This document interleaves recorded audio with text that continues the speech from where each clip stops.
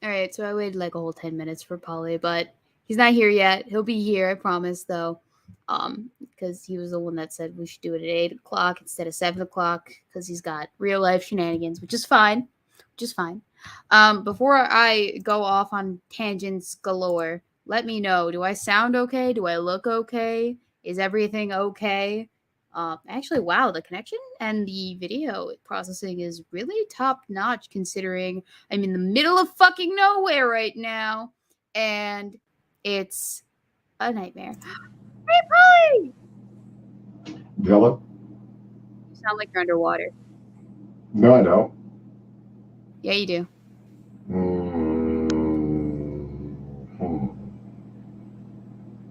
Let me think why that would be. Are you streaming to a different mic? Or not streaming, are you picking up a different microphone? No. No. Is your microphone plugged in correctly? Yes. Is it... Are you sure?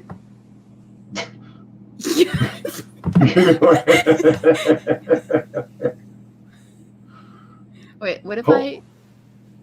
Like... maybe my input is wonky. Or my output. Here. If I listen to everything, does it sound okay? Yeah, you sound fine. I sound fine, but I meant, is the reason that you don't sound good because I don't sound okay? No, you sound fine. No, like, oh, hang on, I'm playing the video. Okay, I've had a long day, can you tell? I'm wondering if these headphones are garbage because I only paid like $10 for them. I have my entire setup minus good headphones. Saying? Do I sound like I'm underwater, chat? The audio Polly sounds good. Oh. Assassin of the Grey says that Polly sounds like the mic is picking him up from across the room. Why the fuck could that be? Do you have... I'm literally right in front of my fucking mic.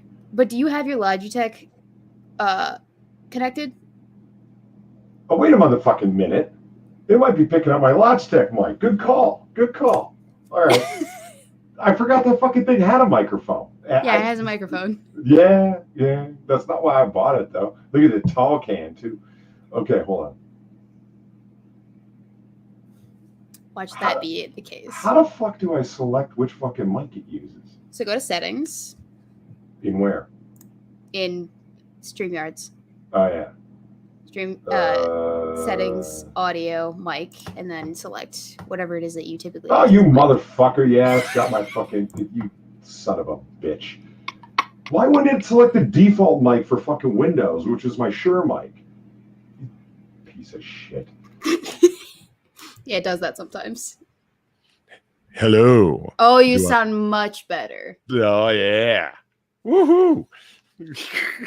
Yeah, and I sound like I'm across the room. It's because my fucking Logitech camera is literally across the fucking room. So that's an apt description. Yeah, no, it sounds like you're being disguised for your own protection. Witness protection, Polly. So I can't, Weebo, I cannot, I'll confess. I can't have that mic on top, or excuse me, that camera on top of my external monitor. I can't. It's looking at me. So it might be turned the room. Yeah, I do. You know, Polly, you could. I turn it around. Like if I were to turn the camera on right now, you'd see the back of my bookshelf. It's like it's still plugged in, but like I pulled it off the monitor and like turned it around and set it up on the bookshelf. You know, you could just unplug the camera and that wouldn't be of any concern whatsoever, right? Well, I see the hammers in chat, and he would understand better than anyone. I'd have to go behind the computer to Tron Vodka and like unplug it, and it's it's like a fucking NASA switchboard back there. So it's yeah, no, I can relate. I had to unplug my Yeti mic. That's the reason why I sound great, is because I brought the Yeti mic with me all the way up to the freaking middle of nowhere woods, but I had to go behind the computer to unplug the damn thing because it's plugged in to the motherboard like directly. Right. It's a whole thing. You know what my latest computer annoyance is? And Hammer will be able to relate to this one too. Yeah. When you're purchasing something from totally legitimate sources online, right? Mm-hmm. And your purchase gets stalled at 99.6% purchased. Exactly that every time. 99. Well, this time it's been stuck at 99.6 for like 48 hours now, and I'm getting a little pissed. What if you wait a little longer? No, I will. I'm an impatient man, but I'm not that impatient. Right. All in due time.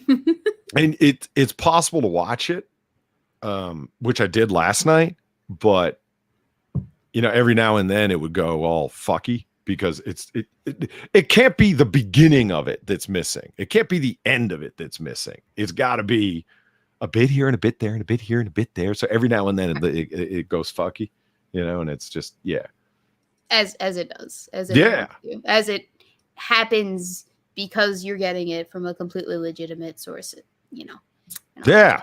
You just can't trust legitimate purchases online anymore. Right? It's going to the dogs, the legitimate source industry.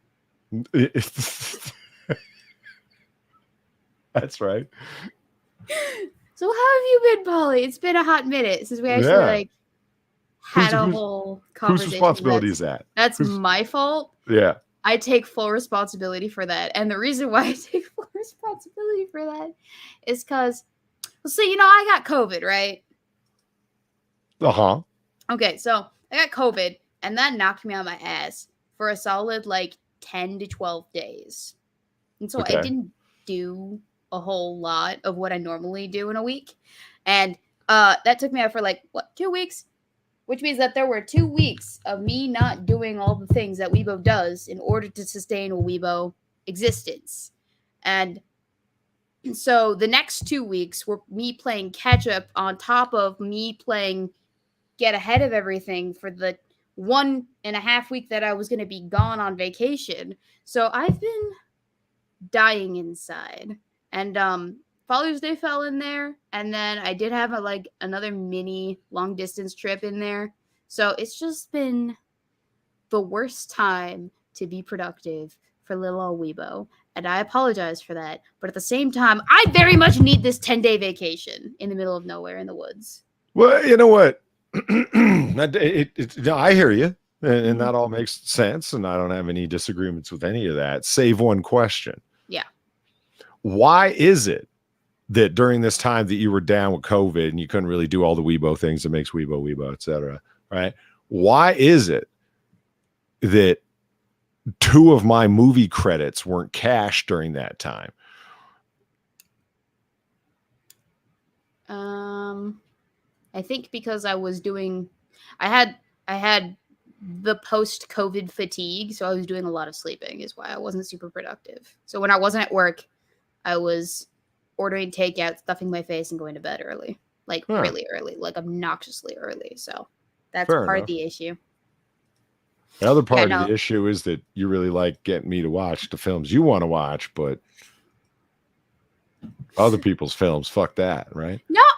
No, that's not the case. We didn't watch anyone's films when I was down for the count at all. But there's a reason. Okay, fair enough. We didn't watch anyone's films, but that doesn't negate the fact that I've got 2 film credits. You do. All right, so what are you doing this week while I'm not doing anything all week? I'm literally in the middle of the woods. The only things that I can do are drive 40 minutes to go shooting at the range, go into town to buy ammo, or go swimming in the lake. Or I could go on the jet ski. But, there's no one to occupy my time, actually. And I don't have to do any chores. And the only cooking I have to do is for myself. And I don't have any cats to feed. So it's literally just me chilling. Which is something I You didn't bring a putty with you just for company? Huh? You didn't bring a putty with you just for company?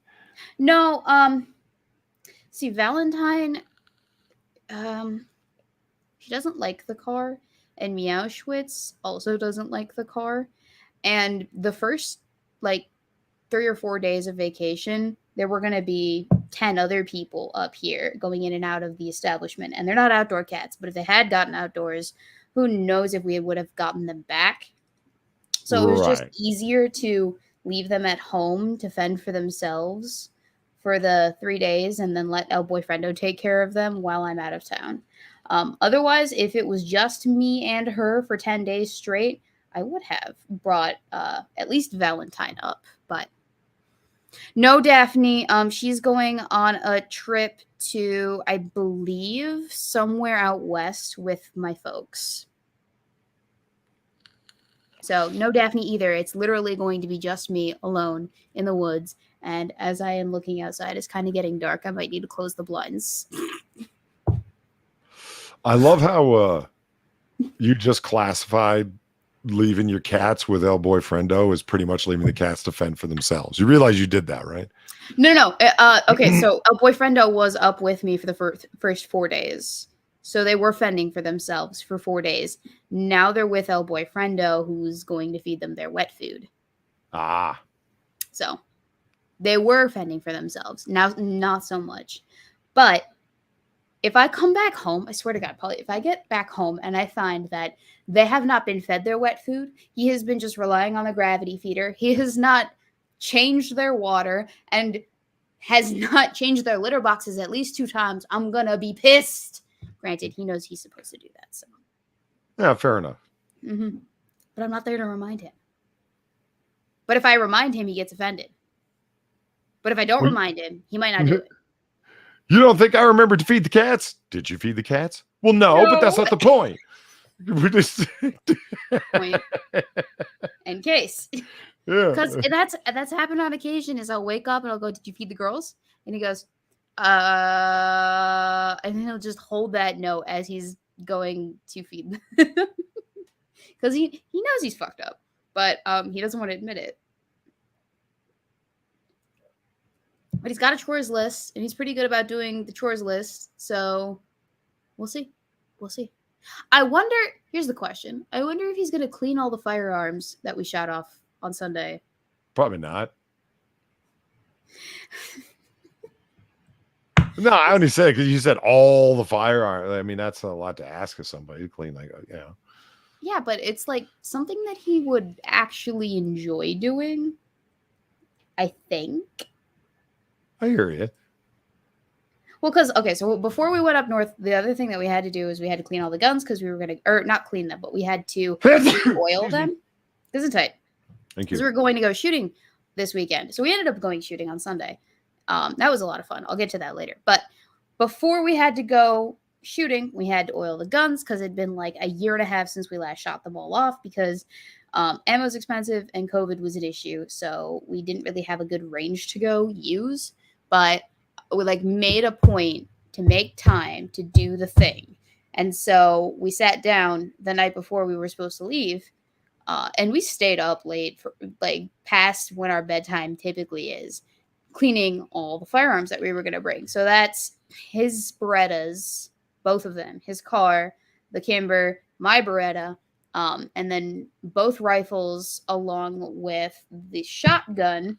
Well, no, he didn't actually clean the oil the shotgun. He just brought it out because he wanted to bring it up because he wanted to shoot it. But he never did. Oh my God. I was like, only bring guns that you want to shoot. And he's like, I want to shoot them all. And I'm like, oh yeah? Guess which ones he didn't shoot? Right. He didn't shoot like 3 of the guns that he brought up. Minus mine. I get that way sometimes. You know, I'll bring a bunch of guns because it's like, oh, I haven't shot this in a while. And then, you know, I'll get out my like particular favorite firearms. And yeah, I just end up shooting the shit out of them. Mm-hmm. Okay, hold on here. So I need to clean my gun and then oil it before next weekend because, well, actually not next weekend. I might actually go shooting this week too because I have the ability to, and no one's going to be at the range, so I might as well. You know? Fair enough. Yeah, I do know. We're being told to check Streamlabs, by the way. Yeah, I just Streamlabs. Yes, Streamlabs. Yeah, Streamlabs. I just pulled up Stream Labs. Let's see. Next 6 minutes. Thank you for the $2.42. I don't know how to make an otter in Sims 3. It would be awesome if I could. I don't necessarily want to create a Polydub sim that looks like Dave Coulier.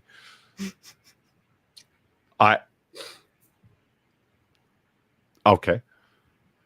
I mean, it could be the otter that got a movie theater blow from Alanis Morissette.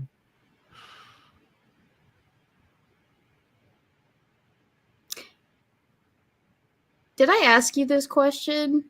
From Serpent S21, Serpent 21. Last time you donated like 23 days ago. Weebo legs when the slip dropped at Tanagra as collie joke I made last night on Norabar. Because it looks like it's a fresh Streamlabs. Yeah. Fresh as 23 days can be. Well, we were okay. Well, yeah. Serpent 21 asked, "Don't worry, Polly. I already asked Weebo, and she's up in Wisconsin and not anywhere near the shooting. She is okay. We were worried about. Yeah. We were worried about you, Weebo. Yeah, I'm fine. El Boyfriendo's fine too, but I've been out of the state for the last 5 days or so I'm okay. All my friends are okay. I actually don't come from Highland Park. I don't think I've ever been to Highland Park, believe it or not. Maybe I've passed through it on the train once or twice, but it's never been a place that I've ever occupied actively. Fair enough. Mm-hmm. Yes, Daniel Fulman. That is John Cusack from Grosse Point Blank. I will refer back to that in a second. Weebo, do you know how to scroll to older donations than it allows you to? Because it's like I scroll down and it's like I'm under recent events. And it only allows me to scroll down so far. Recent events. That's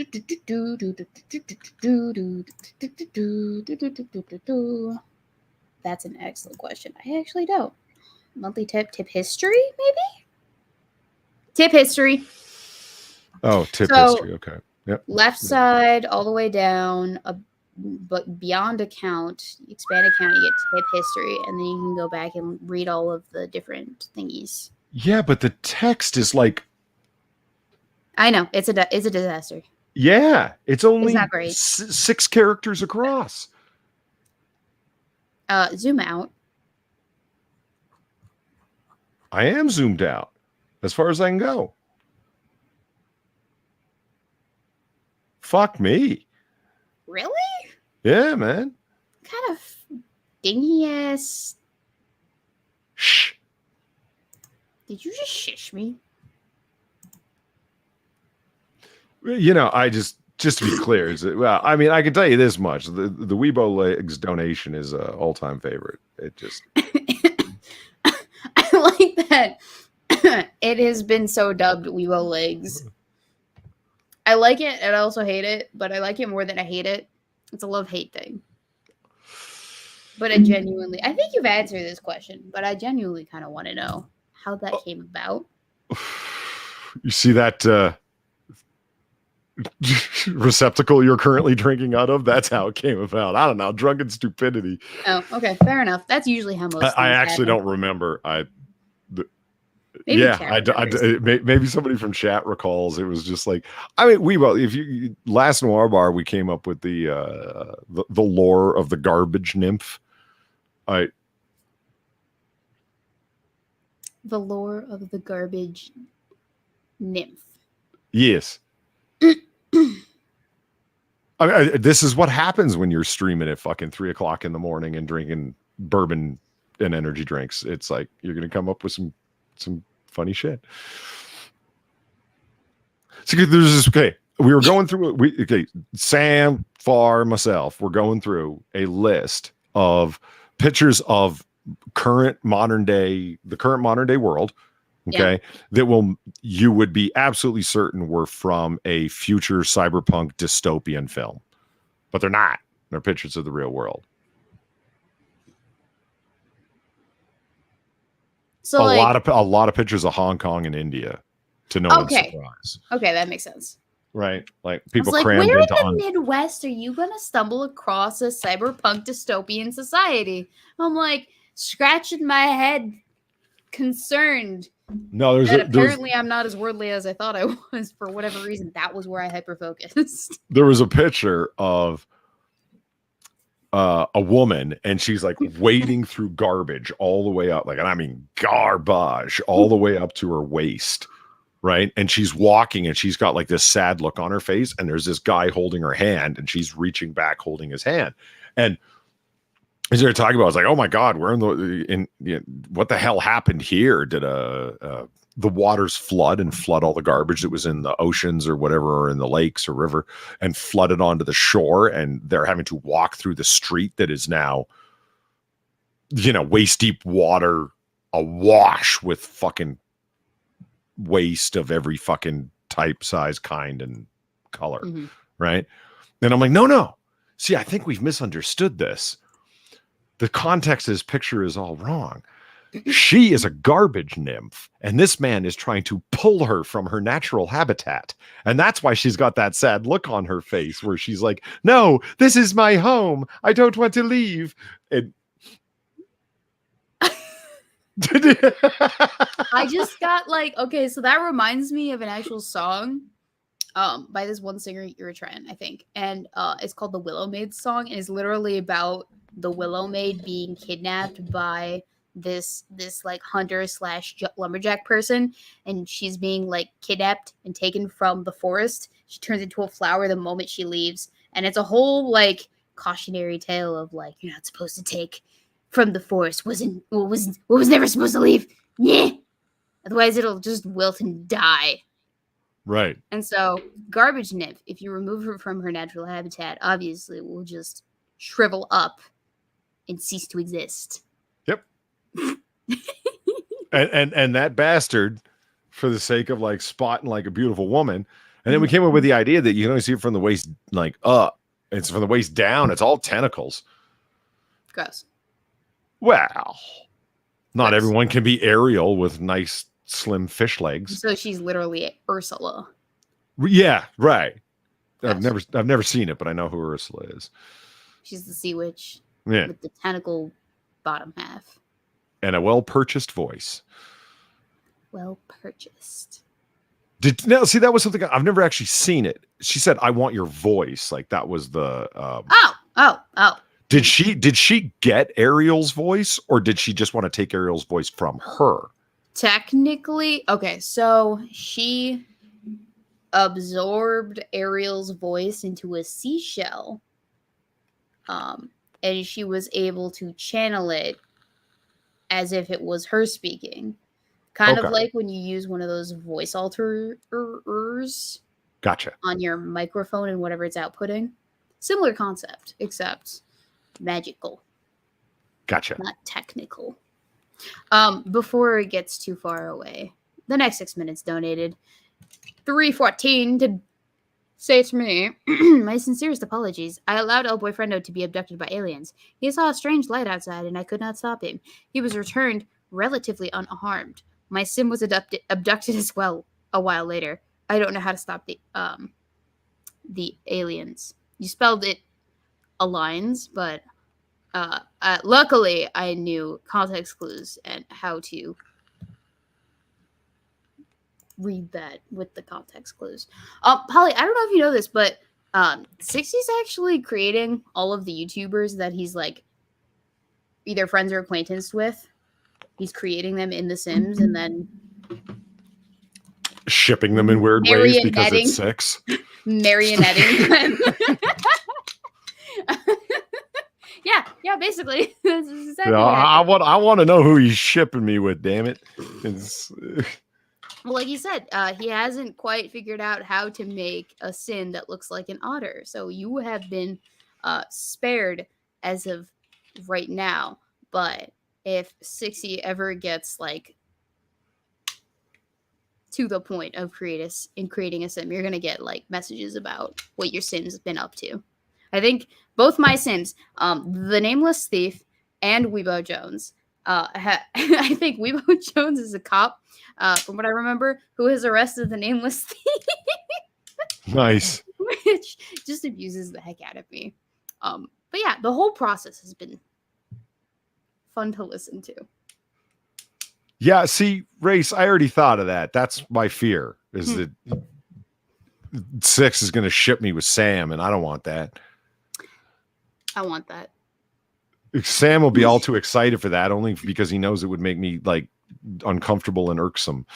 So who's the girlfriend in that situation? I must know. See what I mean? You two would have all too much fun with this, and that's a frog and an otter, a forbidden love. Oh my gosh, I need to get fan art from Far. Yeah, there you go. Sam's right. He can't ship us. Sam's not a real YouTuber. There you go. There's the excuse.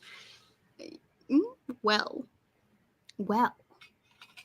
None of us are real depends YouTubers. On your definition of YouTuber. Yeah, nary a one of us. Do you check your analytics? Do you check your analytics every day? Far. Do you check your analytics every day, Weebo?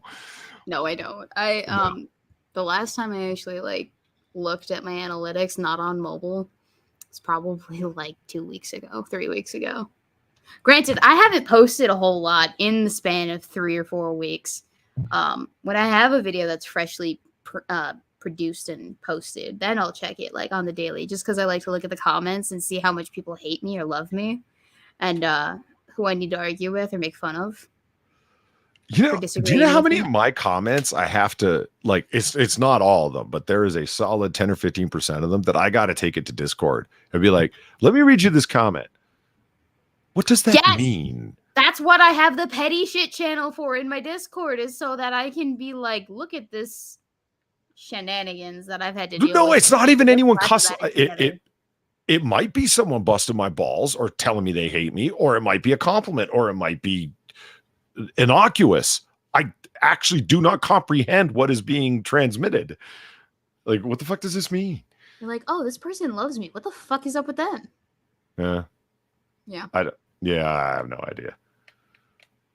It is what it is. Oh, we have a raid from Tipster. Hi, everyone from Tipster Stream. How are you doing? I hope you're having a fine evening. Hope you're well. Cheers. So, Weebo, I have good news for me. Okay. So hear me out on this one. Indulge me, if you will. I picked John Cusack's character, Martin Q. Blank, from Grosse Pointe Blank today for it wasn't haphazard. See, I've got this head canon working. That's the best head canon I've ever come up with. The films, Grosse Pointe Blank, War Incorporated, War Inc., and The Numbers Station are in fact in sequels. The same universe. Yeah, that they are, and I call it the Blank trilogy after Martin Q. Blank. Right? This I have heard from you. Okay, I discovered it's actually a quadrilogy. A quadrilogy. That's a word. That's not actually. It's a word. Is that a word? Is it a word? It's a word. Go ahead, Google it. Furiously typing. Quadrilogy. A tetralogy from the Greek tetra, four, and logia, discourse, also known as a quadrilogy, is a compound word that is made up of four distinct. Oh, it is a compound work that is made up of four distinct works. Ooh, tetralogy. And there's a duology too, when it's just two. When it's just two. Yeah. What is it when it's? Oh, it's trilogy. What is it?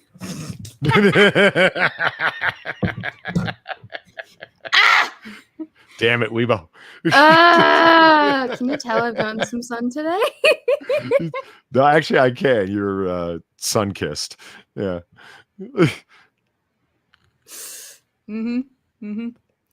What is it when it's 3? God damn it, Weebo. It doesn't help that this is my second drink of the night. Also seen in Trivium and Quadrivium. Okay. So what would 5 be? It would be a what? A quint.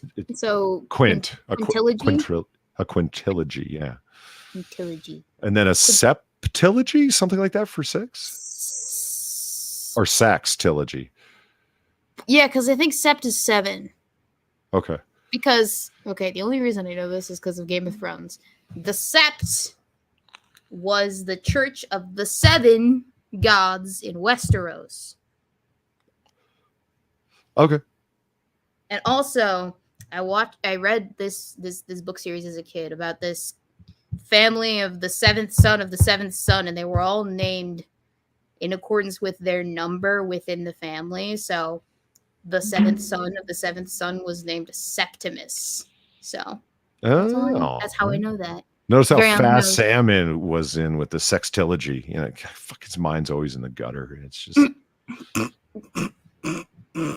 Well, what do you expect from a Frenchman? Yeah, he was just right on top of that one. See what I did there? That was a double entendre. See, entendre? It worked on 3. It was a triple entendre because it's a French word. You see? It all just. Yeah. Mm-hmm, okay. All right. Okay. So the film is called The Bag Man from 2014. Mm-hmm. The 4th member of the blank quadrilogy. So the films go in this order. If you want to watch the quadrilogy in order, it goes Grosse Pointe Blank, okay, The Bag Man, and then War Incorporated, War Inc., and then The Numbers Station. And he's in fact the same guy.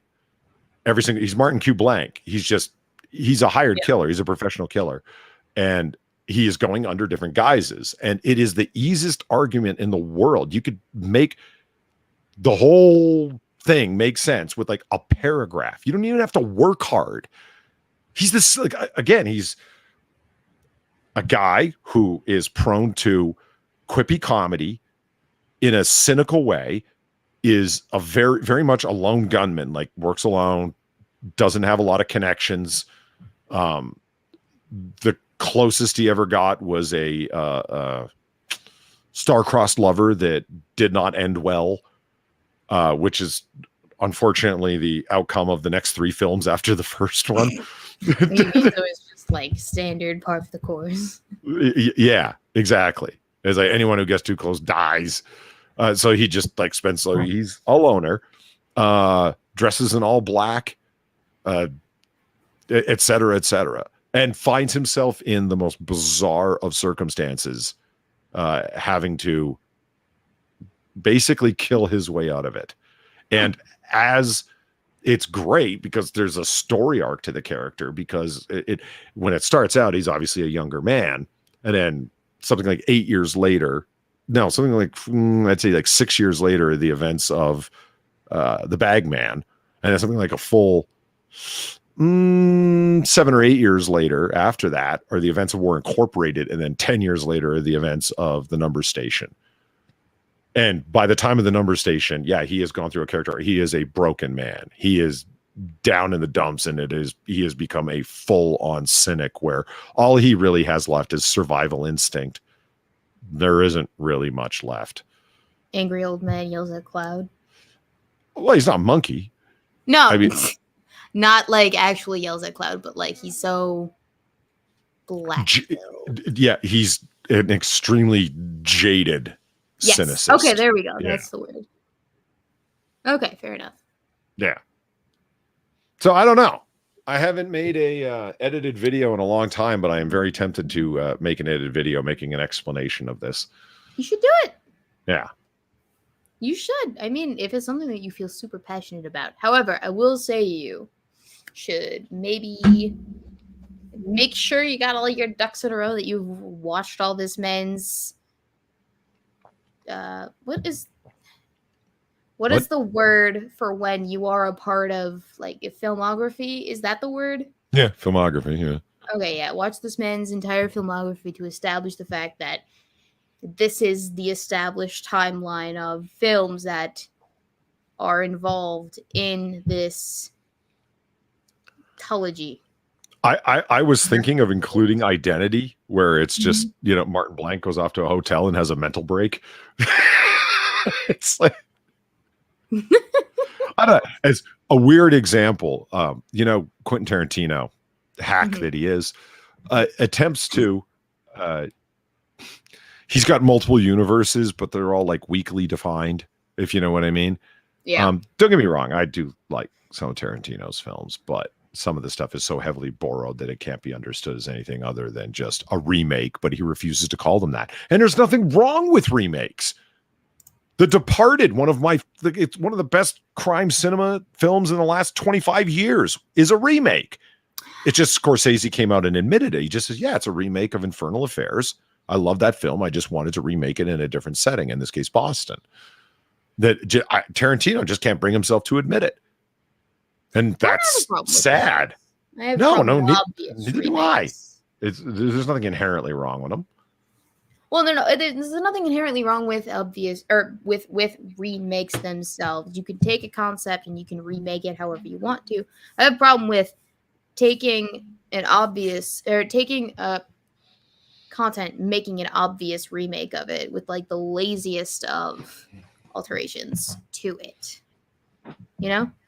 Yeah. Or I have never seen it, but as I understand, the remake of Psycho is a shot-for-shot remake, which begs the question, what was why? Yeah, like a shot-for-shot remake. What are you bringing to the table then? Well, I can understand a shot-for-shot remake, but from the perspective of, say, someone else. Like the Psycho is from the perspective of. Actually, I've never seen it, but like, say you wanted to take a concept, and it was just within. What movie would be good? Okay, so so take Insidious. You wanted to make a remake of Insidious, but it's the exact same movie, except it's from the perspective of the bad guy instead. That could be interesting. So what you're saying is we need to do a live read of Midnight Sun. Is that you just cornered yourself so bad. That was great. You just walked right into that shit. Is that the Edward Cullen POV of Twilight? Yes, Twilight. Yeah, it is. It's Twilight retold scene for scene, except from Edward Cullen's perspective instead of Bella's. Okay, I agree with this. Yeah, I can stomach this. You could be the voice of Bella. I would do literally 3 things. Oh, Edward. Oh, Edward. Oh, Edward. Those 3 things. Yeah, that's all you pretty much have to do. But no, it would all be the same tone, but it would be like attempted as as different intonations, but they would all be the same intonation. It would be intended as different, but it would be the same. Don't you fucking dare, Polly. You're just encouraging me, Sam. Oh, now I want to do it more. Yeah. It would be the hardest task would be on me, since it's entirely from Edward's perspective. He's the narrator, so most of the talking is done by him. So it would be the dialogue that Bella speaks would be laid upon you, and that's it. And then Far would be literally everyone else. So it'd be like Australia Town, except for the 2 of us. It'd be perfect. Oh, okay. Yes, we can do this, but you both have to watch the new Barbie movie with me when it comes out. Oh, I'll watch that shit. Okay, good. At least you didn't have a problem with it. It seems like Far did when I created the group chat for it. No, I read that, and I was like, I mean, it looks.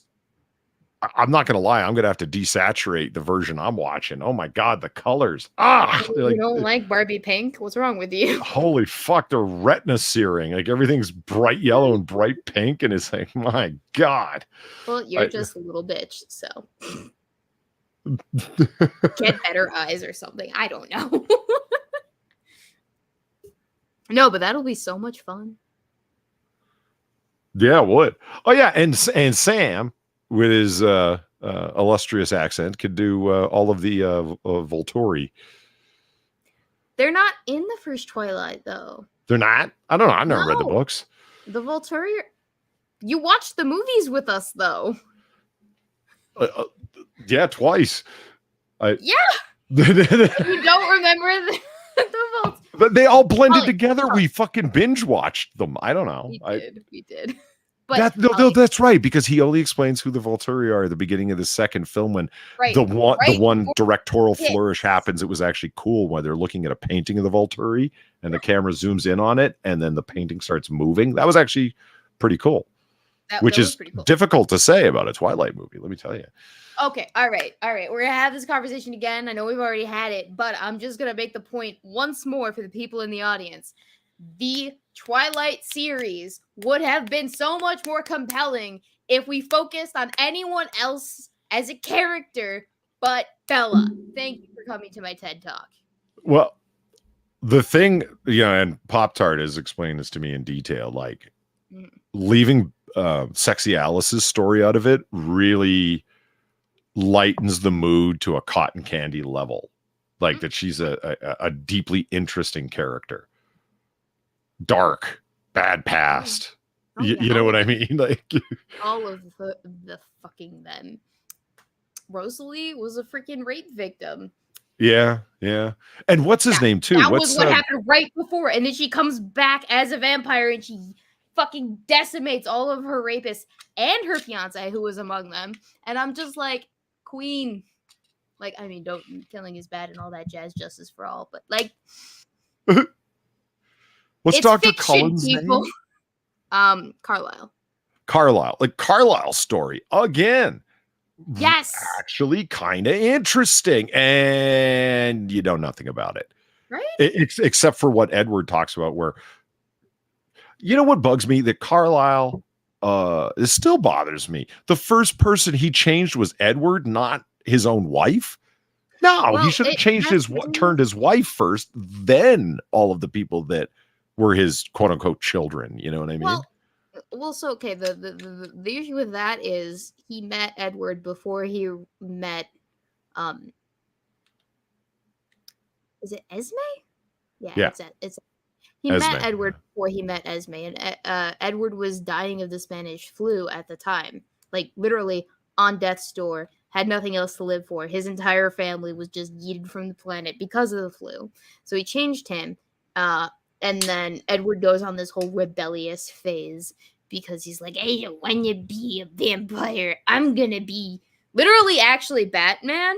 It's kind of funny because, okay, there's this whole, Polly, you might find this intriguing, but there is an entire like companion book that goes into detail on all of the characters that aren't Bella and all of the lore that doesn't get sussed out in the main series.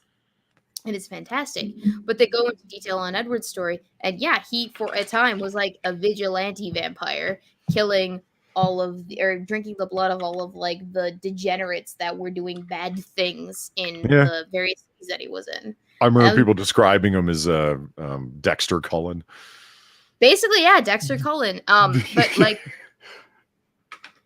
he changes the people in his family as he meets them, and then eventually he does meet Esme. But like, it's not like Esme was the very next person that he changed. I'm pretty sure Rosalie was the next one that he changed. But yeah, it wasn't. Yeah, that there's the explanation for that for you. In case I don't know. Don't you think it would have just it would have been more it would have been more predictable, but I think more satisfying if the notion was he turned her first because he just couldn't let her die. Yeah. Because she's dying of the Spanish flu, and then therefore he falls in love with this woman as a doctor, and so he decides to turn her, and then it's her who convinces him, or together they come to this idea that we need to turn others. I mean, it's more predictable, but it's more satisfying, isn't it? I don't know necessarily. So Esme, the reason why she got turned into a vampire is because she threw herself off of a cliff after the death of her baby. And so she is a mother wanting. Yeah, that was the whole origin story for Esme, is that her baby died.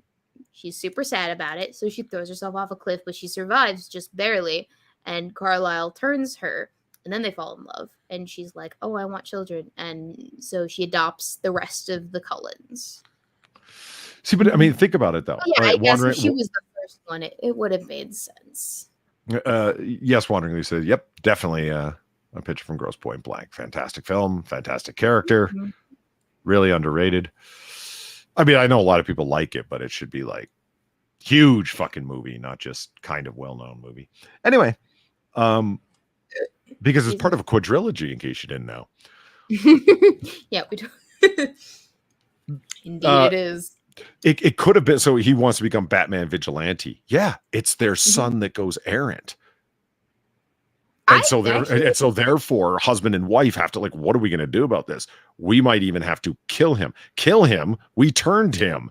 He's like, yeah, but he's out there fucking killing people. Yeah, but they're all bad people. And then there's, oh my God, it's almost like there's a recipe for conflict and discussion and dialogue and morality. Like, oh my God, Polly, we should write fan fiction together. Off to Wattpad.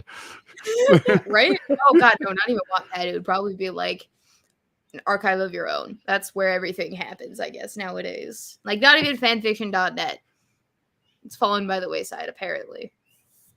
Where people aren't just like super enthusiastic about it. They have a whole bunch of regulations and stuff. Vampire Crime Fighter, where's that movie? Blade? No, no, not really. Vampires who are they're always just killing other vampires, aren't they? Mm-hmm. You know, or somebody who comes back from the dead is back to, you know, someone who's undead in one way or another, vampiric even in a vague sense. They never go full vigilante. They go after the Crow comes back after the people that did them wrong. Like, you know what I mean? Like, it's always very focused. Would Van Helsing count as vampire crime fighter? Because, like, technically she's imbued with the blood of the Dark One, and she goes off half-cocked on, like, assholes. Never seen it. Would it qualify? Van Helsing? Kind of. It's a post-apocalyptic vampire piece. So, like, vampires have taken over the world after a volcanic eruption, allowing them to walk in the daylight unencumbered. Mm-hmm. So, obviously, they take over. And chaos ensues, and Van Helsing is like this. Well, Van Helsing is the latest in a long line of vampire hunters already, but she was genetically enhanced with the blood of the first vampire, so she's like half and half. And so as a result, she got issues, but she's also like got this obnoxiously moral compass that directs her. It's actually kind of more feminist in terms of its direction, but it still kind of qualifies as what we're talking about. Vampire crime fighter. There's not really any justice to be had except for that of the Wild Wild West-esque that you would associate. Does Ultraviolet count as a vampire? I watched that movie twice. Once on Discord with people, and I'll be goddamned if I can tell you what happened in it. Like, vaguely I can, but the visuals of it are what is happening. The child inside of surfboard or bodyboard. That's inside a surfboard. Inside of a bodyboard. She's got like this briefcase. It's in the general round shape of a bodyboard. And when she opens it up, it's like bigger on the inside than it is on the outside. It's one of them situations. Right. And it's like, you know, Felix the Cat's magic bag of tricks, or the what's the phone booth called Doctor Who has? The bigger on the inside. A world of shenanigans at your fingertips. Or better said, the Star Trek Enterprise episode,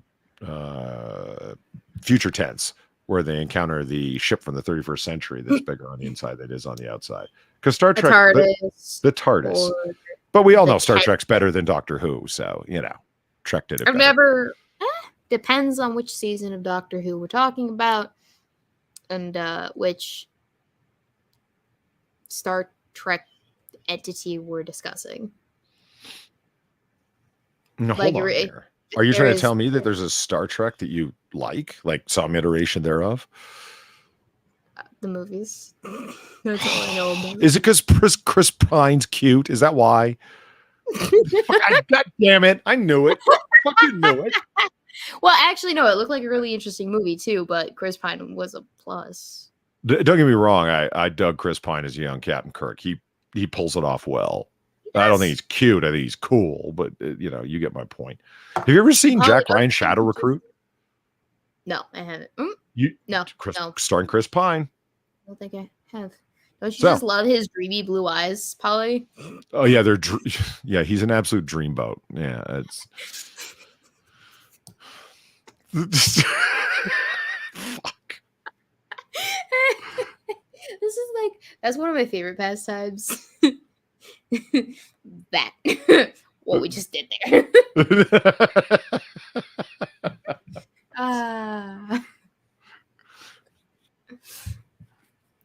What about Mary Poppins's bag? Yeah, what about Mary Poppins's bag? Why didn't that come to the forefront of your mind when you were talking about bigger on the inside? I don't like Mary Poppins. Mary Poppins was an agent of Satan that happened to answer an ad for a governess and showed up and tried to bewitch children to become her little fucking satanic mediums to spread infernal forces over the face of the earth. It was just, I don't care that she sang delightful songs. She was wicked. Tell us how you really feel, Polly. That's my private interpretation of that movie. I've never actually seen it. I've never actually seen it. I don't know. I just such powerful and strong opinions about a movie that you've never seen. It's okay. I have them as well. Gosh. I don't think I've actually ever seen Mary Poppins either. I've heard the songs to the point where I could actually probably sing a few of them, but yeah. Ooh, the Harry Potter tent from the Goblet of Fire. Right? Yeah, it was the Goblet of Fire. That was bigger on the inside.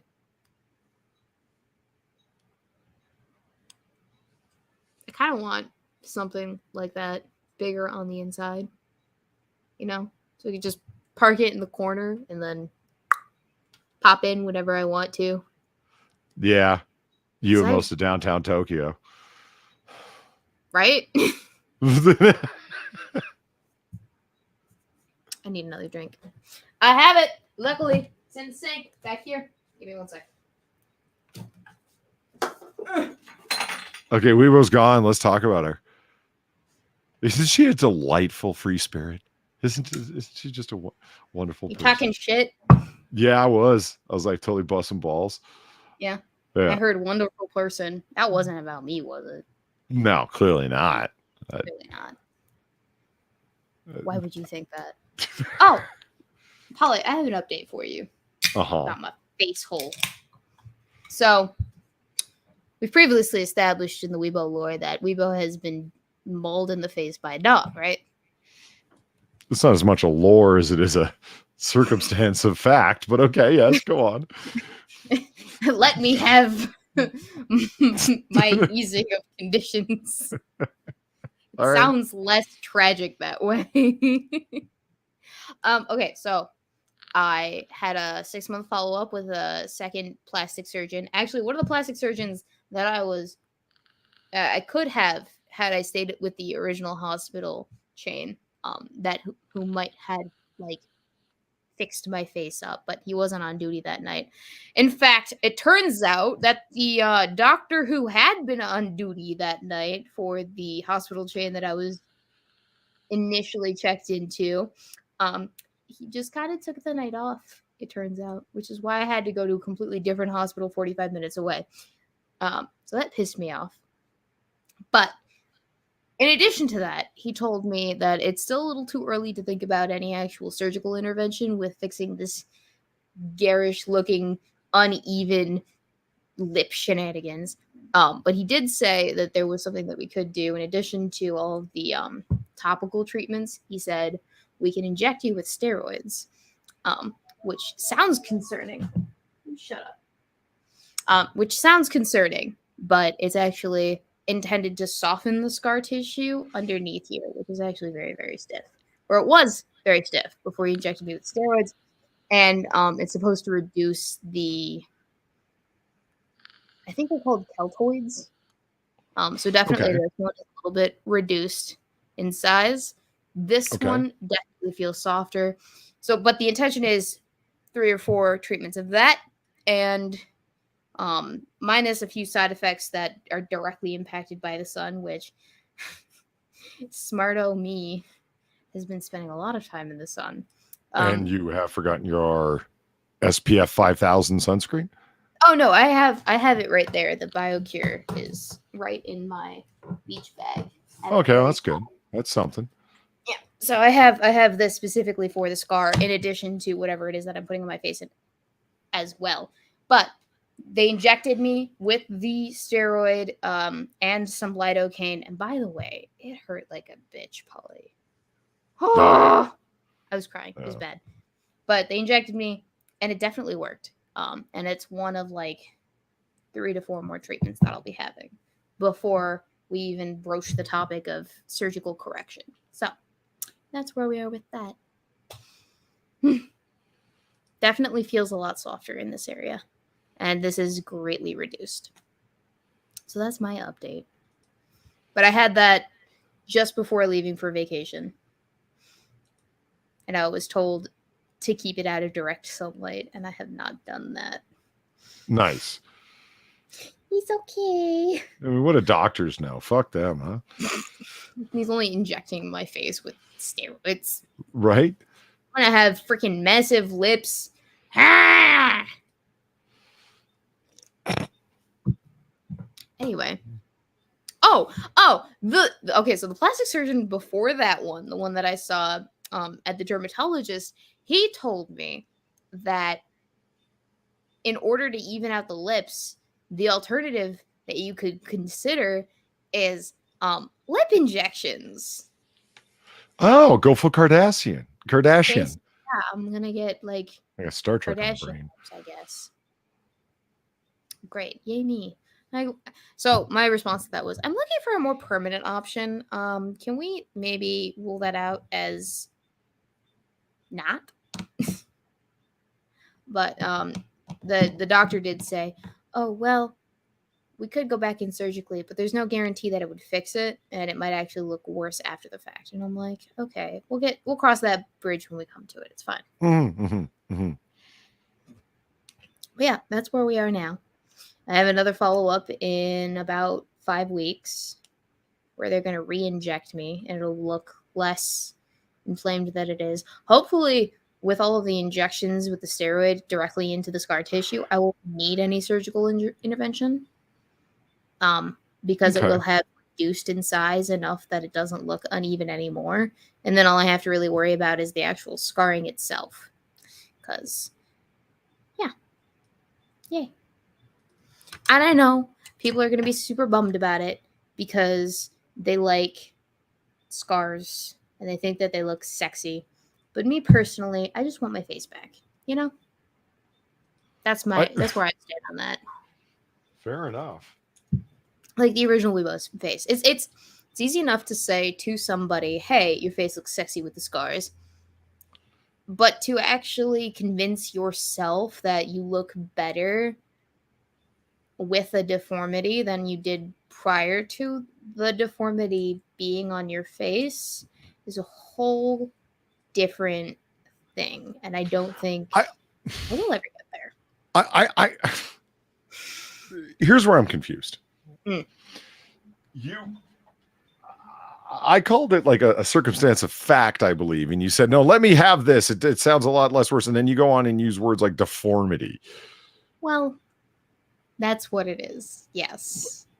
But you didn't want to speak factually. You want to speak euphemistically, which I was like, all right, cool, let's do that. And then all of a sudden, hideous deformity. My face is frozen in a terrifying rictus. Like, okay, that's fair. I'm a woman of contradictions, I guess. Well, okay, listen, that was just a tautological restatement. You're a restatement. What was the word that you used with me? Tautological? You just said the same thing twice. I'm a woman of contradictions. Uh-huh. That's like saying this glass of water is wet. Right. Yeah. Oh, Because women are contradictory by nature. Is that what you were getting at? Yeah. Oh, okay. You're just making sure we're clear. Yeah. I was watching an episode of TOS of Star Trek. Uh-huh. And there's this alien robot that comes on board, and it had just so happened to run into male crew members first, and then the first female crew member that runs into is Uhura on the bridge, and it scans. It goes, "Oh, her construction is different, than every other form that it's encountered by accident so far, just the males." And it scans her and goes, "It is a mass of conflicting emotions."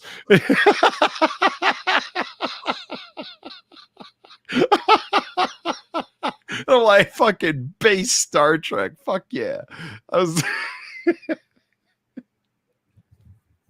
Well, you see, Chad.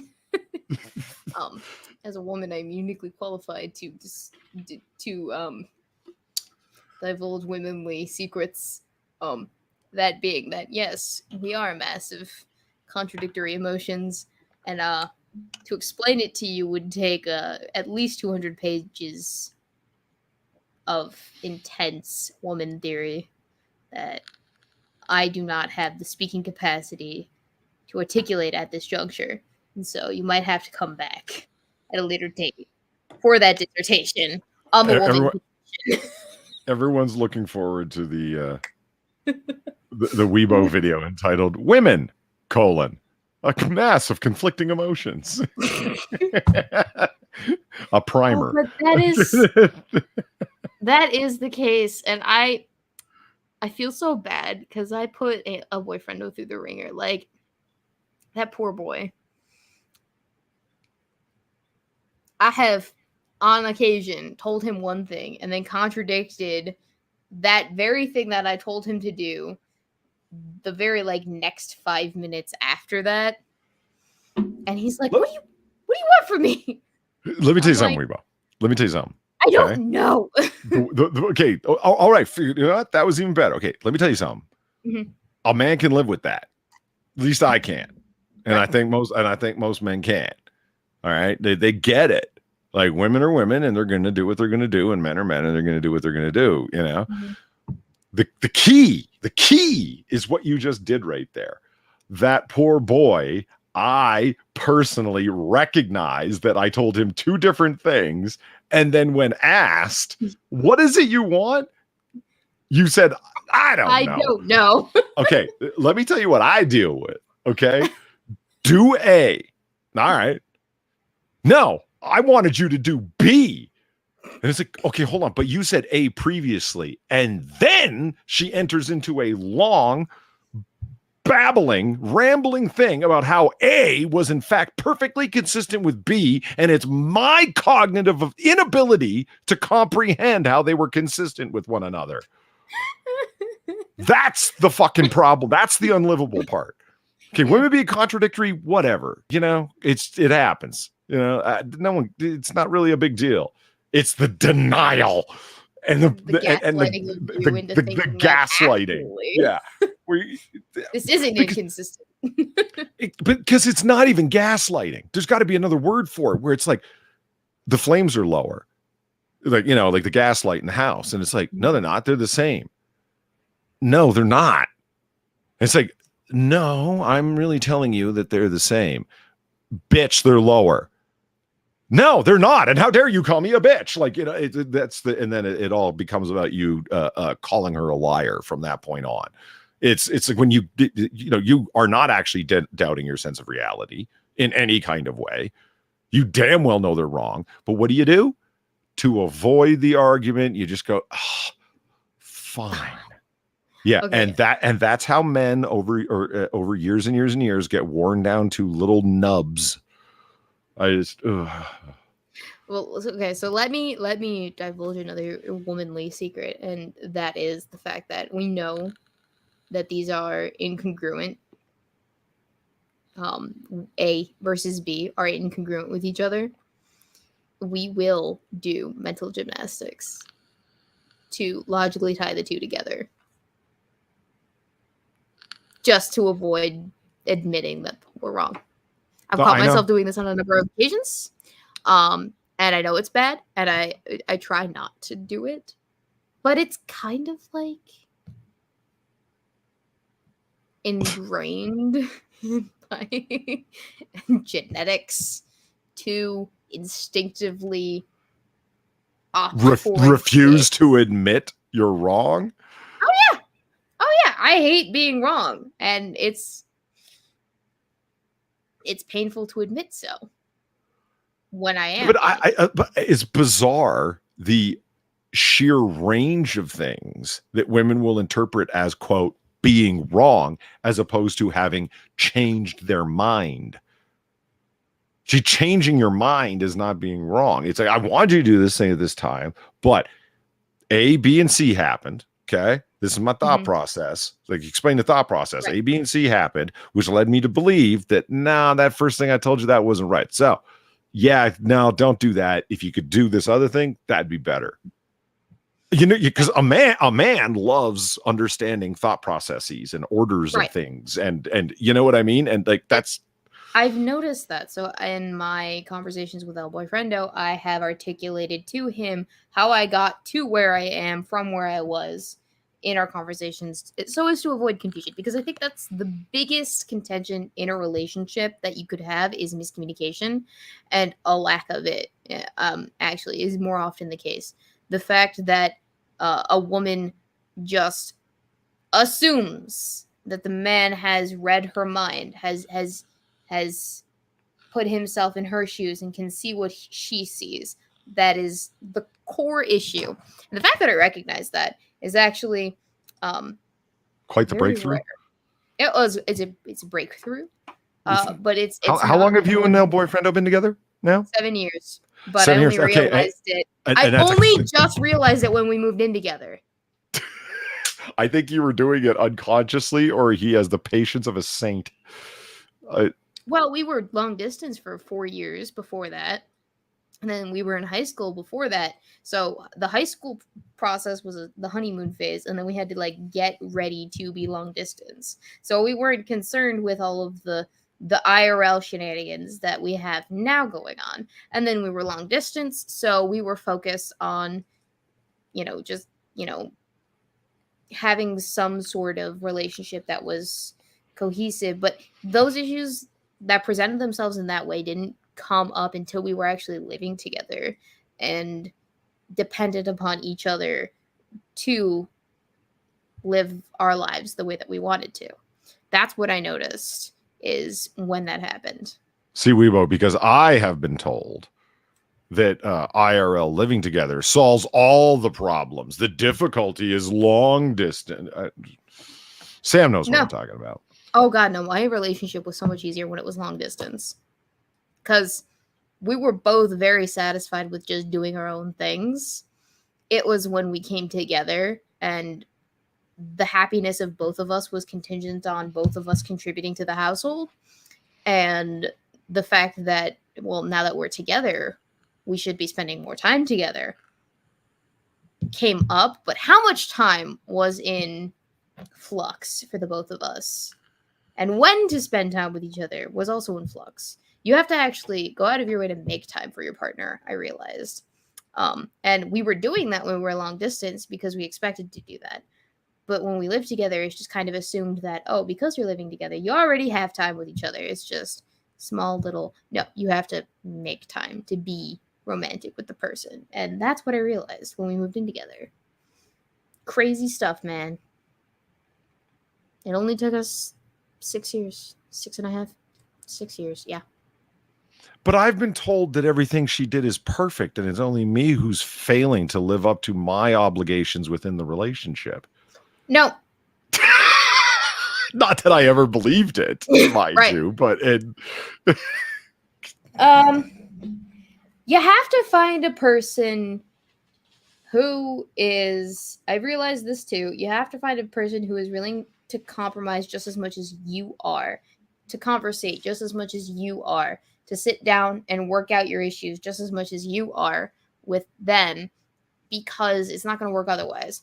if one person is always giving and giving and giving in to the other person, that person becomes resentful. The other person becomes too comfortable in the way that they've established the pecking order, and it's imbalanced because you're partners, right? You're not a hierarchy. It's not like a dictatorship where one person's rule of law goes and that's it. It's a partnership. You are working together to make a cohesive relationship work. And so she's got to give just as much as you're giving. Right. That's the only way it's going to work. At least that's how I found it's going to work. It to work. And it's very important. That's actually part of the reason I think why both of my parents' two marriages failed is because they were very unwilling to compromise and conversate about issues in a level way. Your parents were unwilling to conversate. Oh no, they conversated, but they didn't actually. No. So hold on, just Weebo. That was just a delicious, atrocious trampling of the English language. That was great. Sue me. It's your parents' inability to converse, I think, is what you might have meant. Yeah, sure, that works too. Well, it was both of it was both of my parents in both of their second and first marriages. Oh, really? Inability to compromise and articulate and listen to the other person that really whose first marriage? My mom and my dad, their first marriage, and then they both separated from each other, divorced, and then they both got married again, and they both got divorced again. I see. Yeah. How could anyone divorce Super Chad? Without getting too deep into it, like I said, they both. Yeah, I guess that's sort of like they both tell me about your parents' divorces. Like, yeah, right. Well, again, another case of they were unwilling to compromise and to listen to each other. They're dating now, though, so it didn't last, the divorce. I find it interesting the couples that were married, divorced, and then remarried, and then stayed together. That happens. I find very interesting. Mm-hmm. I think part of the issue is timing. And that's actually an issue with a lot of relationships is the timing.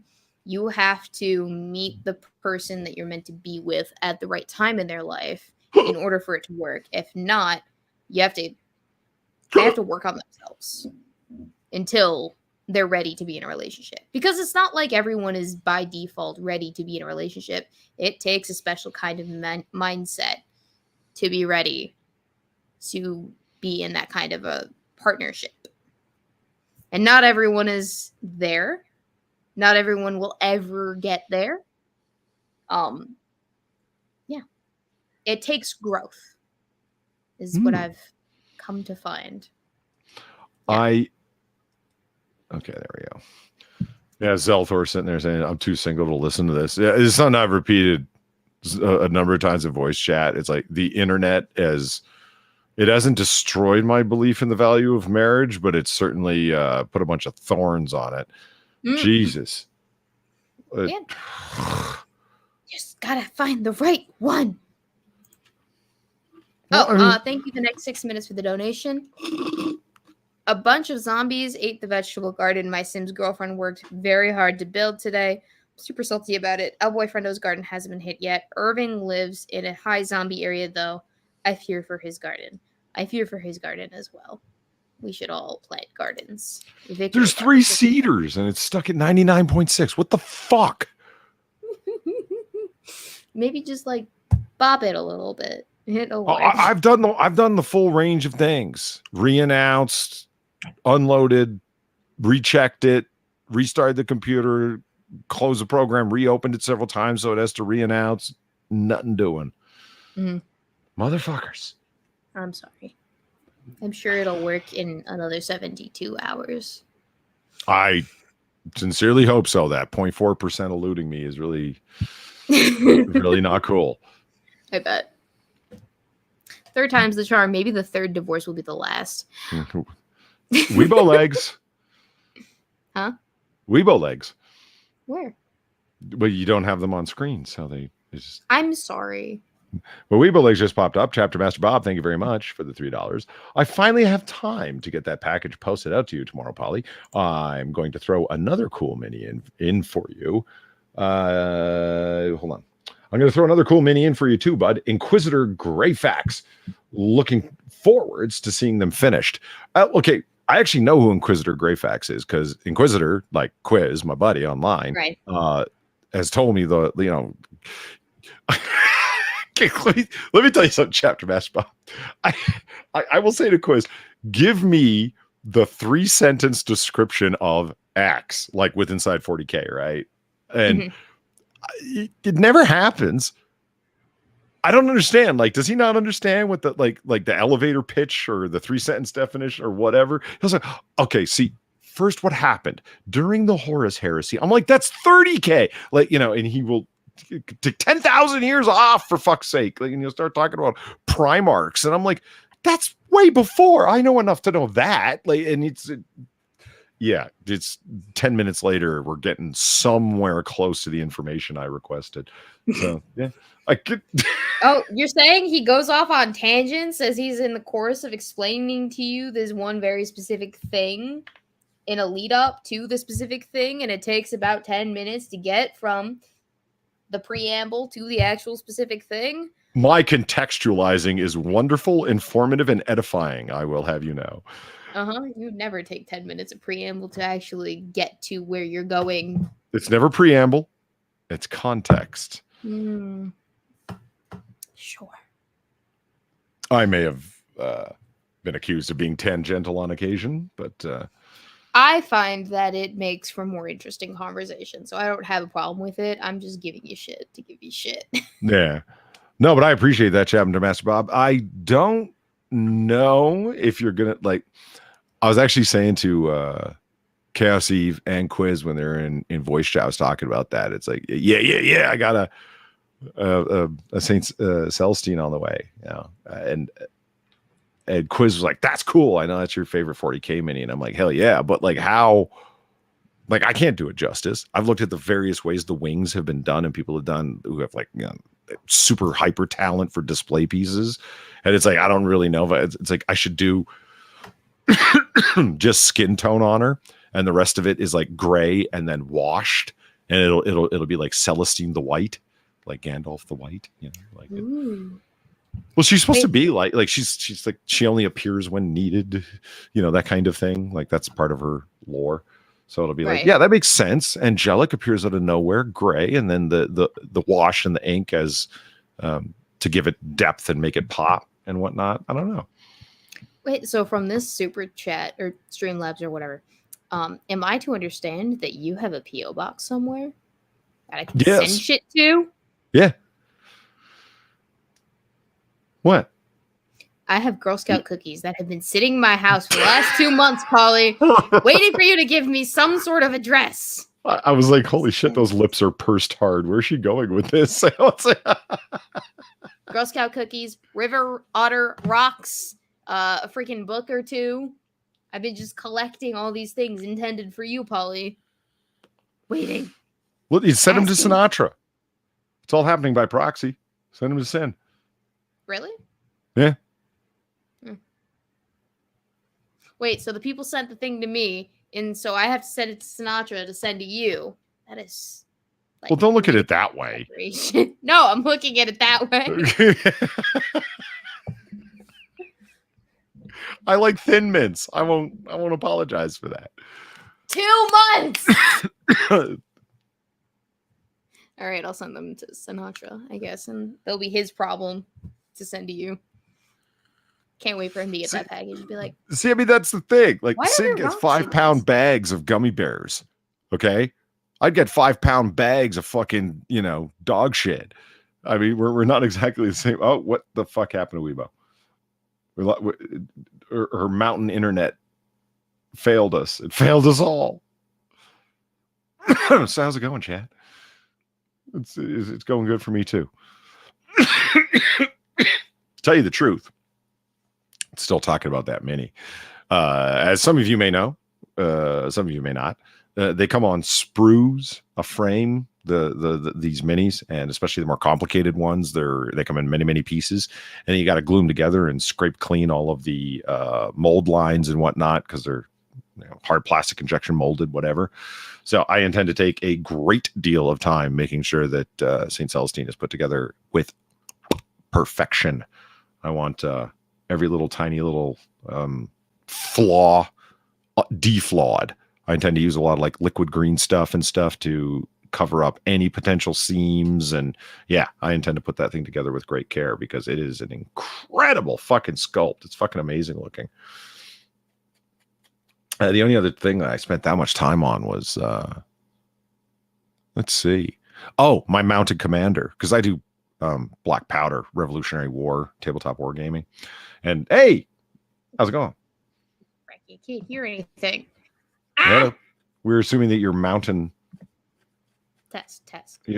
Testing. Can you hear my dulcet tones? Okay. Now I can hear you. Cool. Did your mountain internet fail you? No, it's not the mountain internet that failed me. It's the so I only have one USB on this laptop. Like one USB port on this laptop. And the problem is I had like 4 things that I need to plug in. So I got an extender, and the extender got disconnected. Oh. Sorry. But now we're good. And when everything disconnected and reconnected, it rerouted my headphones to the Yeti mic instead of the actual like input, or output. Yes. So I have a single USB port attached, or like on this computer, which was an oversight on my part that I probably should have realized was going to be a problem, but I didn't think about it. Now, when you say this computer, do you mean it's a laptop? Yeah, this is a laptop. How old is it? I got it in college junior year when my MacBook Air crapped out because I spilled coffee on it. Jesus, really? Mm-hmm. It was working perfectly fine, and then I happened to overturn a cappuccino on it. Accidentally, of course. It was not intentional, because I had to foot the bill for any fixing that happened or any repurchasing of other things. And I was saving up for another laptop, obviously. So I had the funds on hand, but I was a little premature in purchasing a new laptop, and it was the only one that I had. So I needed it for college, because you can't really go to college without a laptop these days. I mean, you can, damn right. But it's incredibly difficult to do so. Yeah. You have to live at the library otherwise. And so I spent. No, if you got a PC in your dorm, you can manage it. We didn't have. That wasn't a thing. That wasn't an option. What do you mean? They put PCs in your dorm? No. I mean, like if you brought your own tower and monitor, you don't need a laptop per se. Well, I didn't have the PC at the time. I was still in the process of saving up to build it, I think. So that was the only computer that I had. It was everything that I was editing off of, I believe, too. And so I spilled a cappuccino on it, and then I went into my systems class, and I am learning about systems while I'm trying to not kill my laptop. And then so the issue wasn't that the motherboard fried, it was that the keys weren't registering where the coffee spilled, and one of the areas where the coffee spilled was on the power key, and it died. The key. The power key, and it died, and then I couldn't turn it back on. And I actually probably could break it open, clean the keyboard, and restore it to functionality. The problem is I just haven't done that yet. I've got a funny story about cappuccinos that relates from just today. Okay. So I'm out for a contractor meeting, and after it was over, the contractor said, "Fuck it, let's go get a coffee." His exact words. Mm-hmm. And I said, "Okay." Relatable. We're driving in his car, and before I knew it, we were pulling up to a Starbucks, and I was like, "I thought you said you wanted to go for coffee." Yeah. Okay, continue. Right. And like, so you know how it is at a Starbucks. You go in, place your order, and then you go stand off to the side until they call out your fucking name. Mm-hmm. Right. Wait, did you get the caramel apple spice like I suggested to you? No. Why not? I got a double espresso because Okay, continue on. And he got I'll a be just cafe disappointed. Americano. Well, see, now here's the thing though. In there it was around lunchtime, so there were a fuck ton of it was a long wait, for coffee. So it was like the 10 minutes, you know what I mean, while they were doing all their coffee business, right? Mm-hmm. Every single fucking drink that went by was like a 3,000 calorie sugar bomb. Every one of half of them had froth on them and caramel drizzled and whatnot. And I'm like, is anyone ordering coffee in this place? Anyone? I was actually sincerely impressed. There was no coffee to be seen. It was all sugar bombs with coffee flavoring somewhere in the bottom. So, you know that some of the Frappuccinos actually don't use like anything caffeinated except for the coffee base? Jesus. Like, I'm not even kidding. Some of the Frappuccinos that you order do not get any sort of caffeination whatsoever. You have to specifically order it. And it's a very select number. I can't remember off the top of my head, but I remember learning this for the first time as I was in training to be a barista for Starbucks. And I'm like, I'm sorry, what? What? Do the people know this? And they're like, no. But they're sugar bombs. The syrups that you get that flavor your coffee are packed with just empty calories of sugar, and that's it, because they're sweeteners. Yeah. No, I get it. It's like, and if they get your name right, it's funny is that I was totally planning on giving a fake name. I was gonna say Zoltar. And but before I had it, he ordered first, and he goes, Johnny. That's not his name. And I was like, and then I ordered, my double espresso. I was like, the name Rudiger. And I was already planning on giving a fake name, but he gave a fake name first. So I'm like, cool. Now I'm like off the hook for looking weird. That's what happens when you do national security analysis contracting, I guess. I don't know. There's no reason to be secret. I don't know. I think it's just a force of habit for him, and I'm just an asshole. Yeah. I was going to go with Zoltar, but then, it was, I thought, I better, tone it down a little bit. So I went, Rudiger. Makes sense. Which, by the way, did get announced as Rudiger. It's Rudiger? Yeah. Like ROOT. Yeah. I guess you could get Rudiger out of Rudiger, but it's like, it's a little close to Rutabaga. Right. Which is your name over in my server, isn't it? Rutabaga? Yeah, it is. Yeah. Rutabaga Minimillion. That was entirely concocted to make fun of you. Yep. Rudiger Maximilian Dubbenstein. Yep. And I just want to make sure that I got the name right. Rutabaga Minimillion. Yep. I am doing what I am. I love myself sometimes. Actually, most times. I have a very, very inflated sense of self. I had never noticed. Really? Yeah. You could not notice my massively throbbing ego from all the way over there? Throbbing. See? We totally got to write fan fiction. Crucial word. Indeed.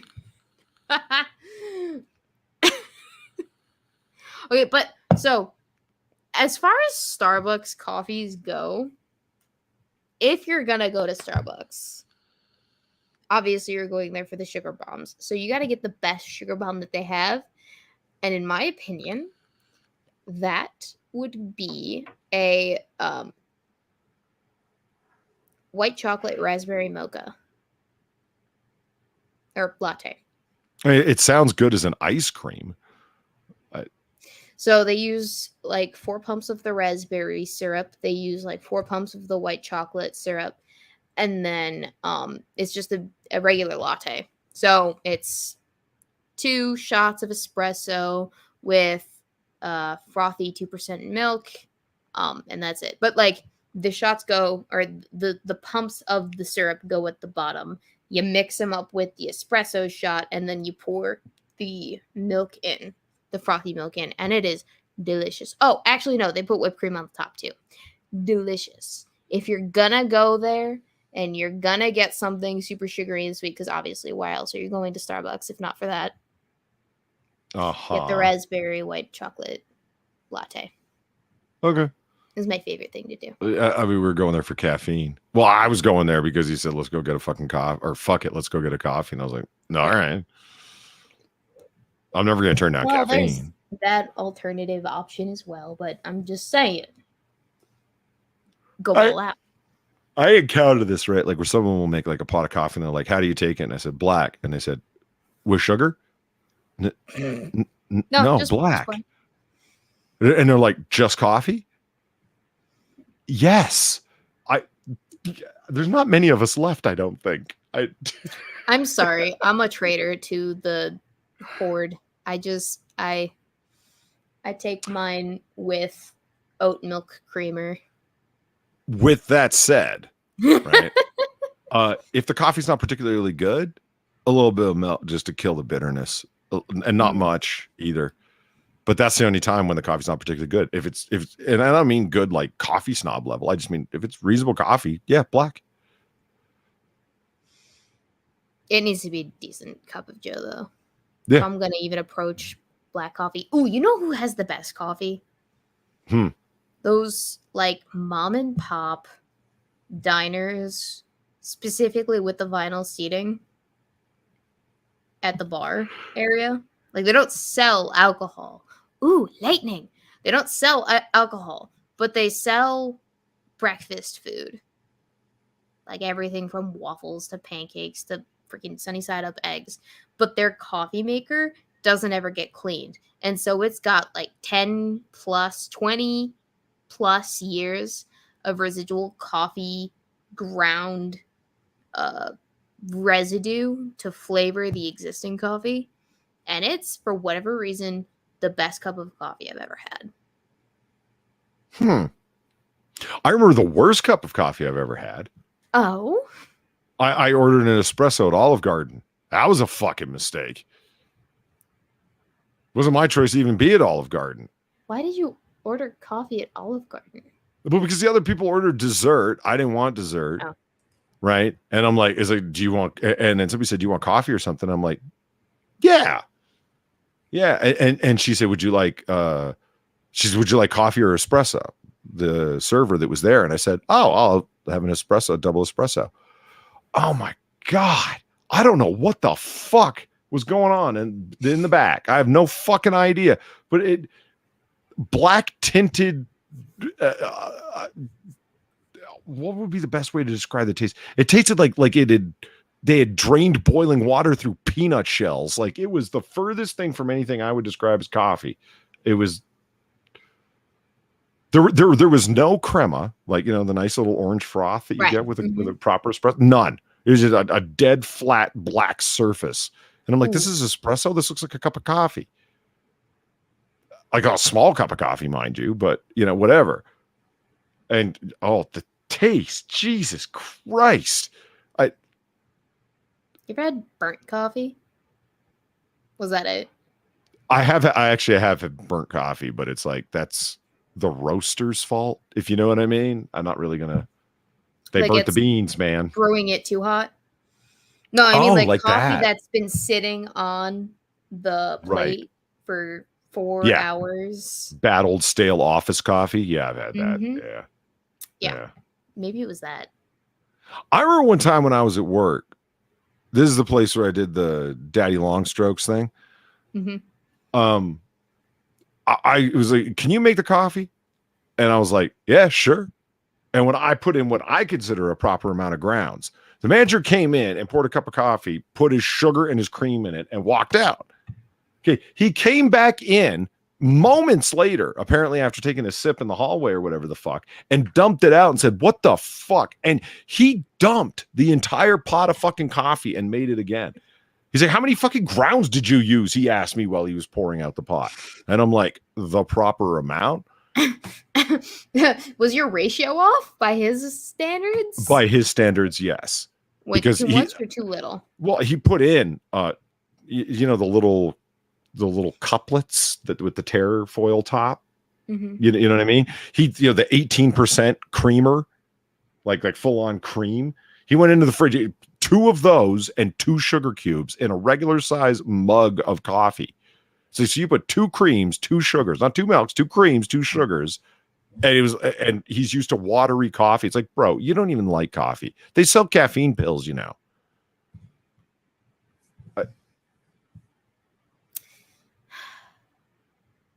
You got to get your ratio proper. Damn right. He's just not used to bold, flavorful coffee that doesn't require a whole fuck ton of cream and sugar to be able to allow you to choke it down because you don't actually like the taste of the thing. Mm-hmm. Now, I will say I have been adventurous in my consuming coffee. I did try the butter trick at one point. You know what the butter trick is? Maybe go and describe it. Like if it's like a hot buttered coffee toddy, I know what you mean. Is that what you're referencing? Not necessarily. So you just take a cup of black coffee and then you put like a teaspoon's worth of butter in it and you drink it like that. Okay. And it's basically just it supposedly gets rid of the taste of like the bitterness of the coffee, of the black coffee. I would imagine it would only work if you used butter, not margarine. Yeah, butter, not margarine, like from a steak. I think Race is right. That's called bulletproof coffee. Where the spoon stands up on its own. Yep. It sounds revolting. It wasn't bad. I mean, last Christmas I made hot buttered toddies. Holy it's not my preference, shit. obviously. That was like 3,000 calories in a cup, but fuck it. It's Christmas. And it was delicious. It was so fatty and bourbony and Assassin the Great does not like coffee, it seems. Coffee's revolting plenty. Tell us how you really feel. And Snoopy's is right. McDonald's coffee is actually okay. Indeed it is. Yeah, straight up. Mm-hmm.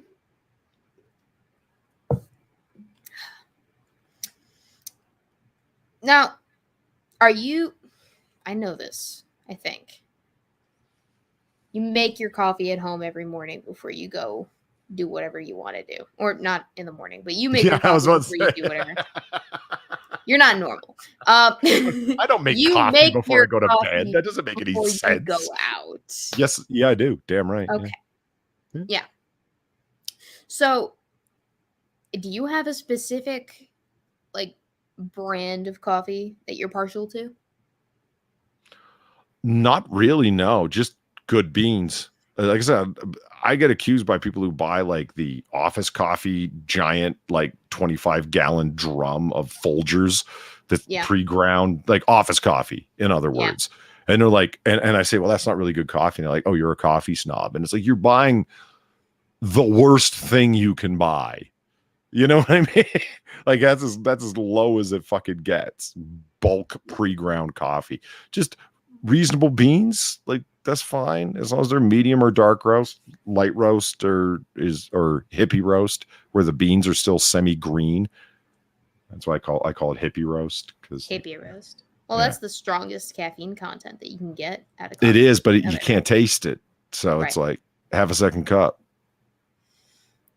Is it the taste that's the issue, though? Because if you can't taste it, then I mean, don't get me wrong. You don't want to over roast them, because there's dark roast, and then there's what Starbucks calls dark roast, which is actually just a bag of char. You right. But like the darker the roast, the more it's been fired, the less caffeine content it has. True. Yeah, but the bolder the flavor. Yeah. Quote unquote. And I like big flavors. I like oily cigars. I like strong bourbon. I like hot pepper. I like strong coffee. Damn right. Yeah. So I usually opt for like the medium roast. I get Dunkin' Donuts pre-ground French vanilla medium roast. Ah. Because that's also what El Boyfriendo likes to drink, and I'm like, okay, I'll get what he likes to drink, because otherwise he's just gonna get Dunkin's on his way to work as we go to work, and it's a waste of money. Right. Because it's marked up an exorbitant amount if he gets it from the actual store as opposed to making it from their brand coffee himself. Coffee's expensive. It is. And more so over the last 2 years. Like, oh yeah, Jesus Christ, you've seen the price like of a pound bag, how much it's jumped. Mm-hmm. Thanks, Biden. But it's totally our imagination. The price of bread, milk, bacon, coffee, butter, it hasn't gone up. It's our imagination. It's greedy corporations and Putin that are making it happen. Right. It has nothing to do with the fact that getting actual goods from the places that you would typically get those goods from has gone up. Yeah, I don't know why the price of transport would ever figure into the price of the commodity. Oh, well, we got a Secretary of Transport who's right on top of fixing supply chains. I mean, right on top of making Netflix specials about him and his gay baby. Yeah, I'm sorry, Mayor Pete. Fuck him. I wish all my things were less expensive. I will never forget the time when he disappeared for a week. His own office, his fucking chief of staff did not know where he was. Wait, was that when he went on maternity or paternity leave? Yeah. Like he was gone. He didn't inform anyone that he was going on paternity leave? I thought that was just like pre-planned. No, he called it in. Okay, that alters my perspective because I'm like, initially, my thought process was, yeah, sure, let the man go on paternity leave as long as someone's there to pick up the slack while he's gone for a week or whatever. Did you inform your deputy secretary of what you wanted done? That would, That's what you're supposed to do. That's why there are deputy secretaries, but that would assume that there was anything that he had on the doing. Yeah. Like what is it you do other than show up and make speeches at places? What initiatives have you spearheaded? We've got all the options on the table, some of which would be. So I'd like to talk about my gay marriage right now.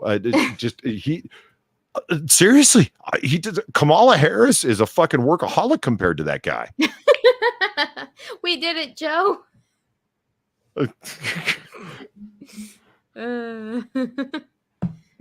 We did it. What is it?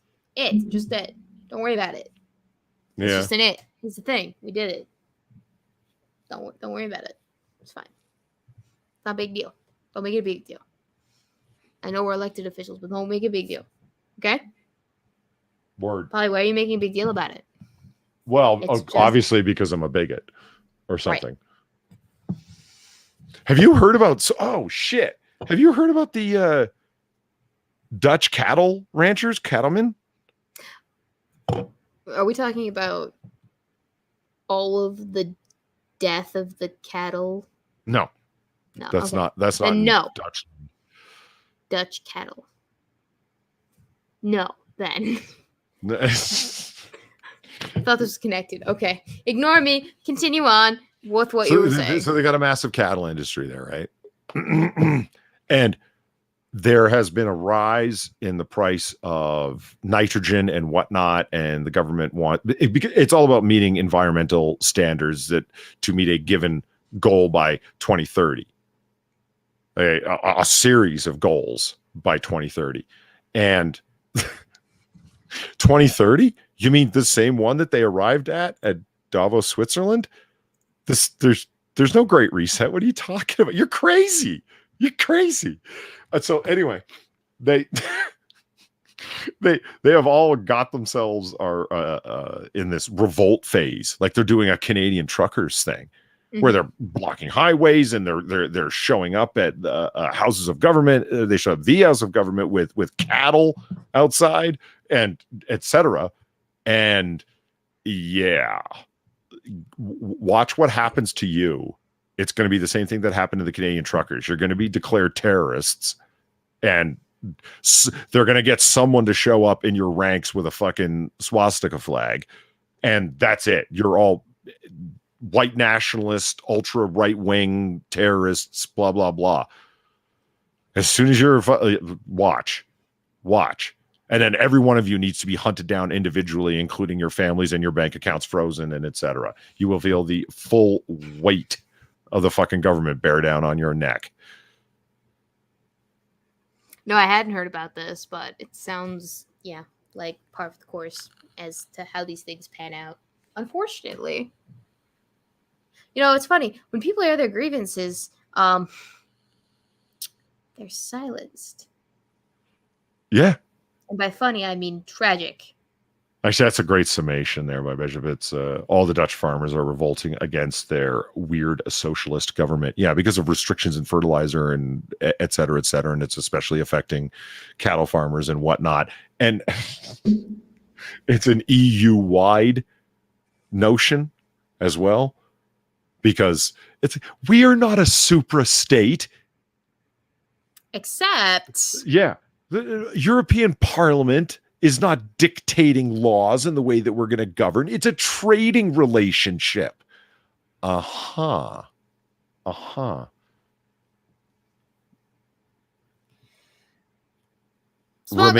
you're fools. What's that? I was just going to say, small government's best government. Yeah. A government no bigger than it needs to be to ensure contracts, be they social, legal, or financial. Right. Full stop. Mm-hmm.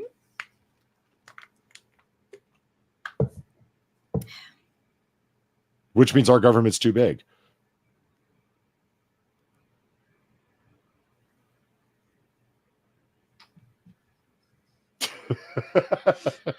I gotta agree with you. Now, in which departments, we'll probably get to disagree. But I do agree that it is too big. It's bloated. And the thing that kills me is the notion of the bureaucracy is expanding as needed to meet the expanding needs of the bureaucracy. Ooh, patronage.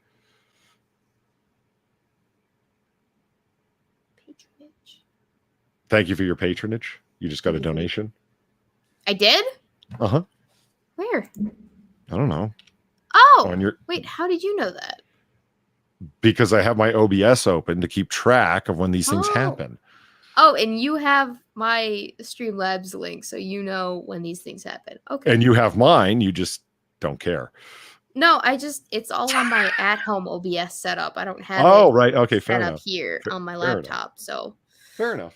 Otherwise, I would. That's why we're using StreamYards, because I don't have the OBS set up on this laptop. I probably should have, but it was like way down there on the list of things I had to do before this last weekend. Chapter Master Bob donated $3 to say, it's all in the grind, Sarn Grimes, Black Hawk down.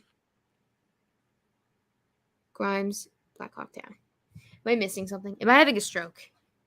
See, that's the kind of thing that I'd take to Discord. I'd be like, what was meant by this? What do you think? So Mogadishu, Black Hawk down, Grimes. It's all in the grind, Sarn. Grimes, Black Hawk down. Yep, no, I'm having a stroke. I read that correctly. I'm just having a stroke. That's what this is. Okay. Is it? Okay, so following World War II, there was a thing called the Hoover Commission, and its specific stated goal was to downsize, because it was the era of demobilization, because World War II, that was it. The war in the Pacific had ended. Okay, so we need to demobilize all these people and the all of the work involved in doing that. And then the federal government had grown exponentially during that time. And so we don't need that anymore. So we need to downsize it. Don't tell me that there aren't, it's like, oh, it will always grow and keep growing. Not true. There are examples in modern history of the United States, like the federal government looking at it and appointing a commission, and what do we need to chop? What don't we need? And downsizing it. The unfortunate reality is if that were to happen in 2022, all the people that would be downsized and, put out to pasture it would be done according to the progressive stack. Right. Yeah. In college, we had a big issue with people who were administrators who were getting paid too much, like needless administrators, like the administrator